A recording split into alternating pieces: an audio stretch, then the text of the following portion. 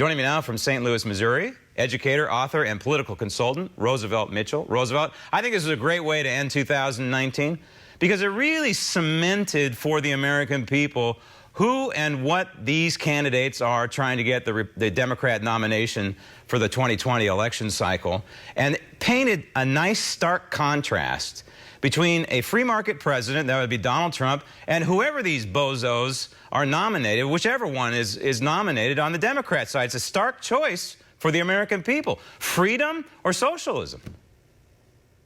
Well, it depends on what side you look at. You know, the candidates last night, the 7 that's left, you know, we started off with 20 or 25.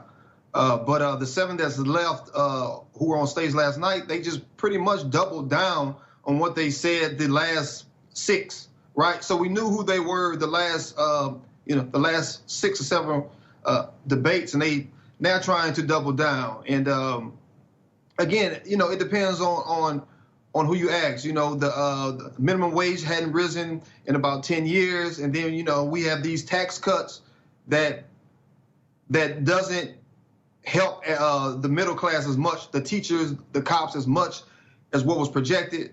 So, you know, I think now in the U.S. we are at a we are at a place that we need something to come through for the middle class. Tax cuts helped a lot of Americans have thousands of dollars more per year in their bank accounts overall, and also is helping the U.S. economy. Sanders, let's talk about Sanders real quick, and Elizabeth Warren. I think we would both agree that Bernie Sanders is the standard bearer for socialist policies even though he's an independent, for the Democrat Party. And as long as he hangs in there, he makes Elizabeth Warren look maybe just a little bit less radical, but radical she is. Roll tape.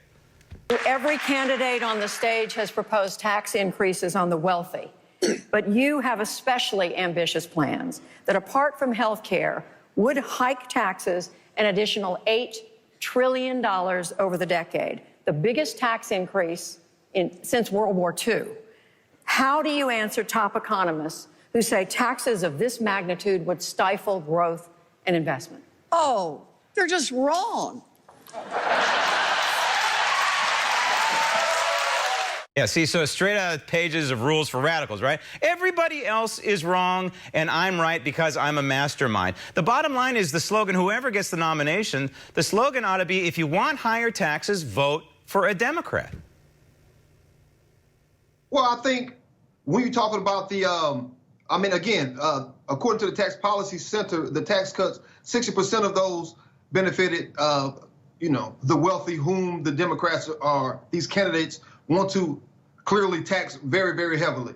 Now, again, I don't agree with everything that, these candidates are saying. And, some of it is a bit problematic in the scope that when you run next year against President Trump in 2020, they may have to come more to the center in order to get some of those moderates on the other side in order to beat Mr. Trump.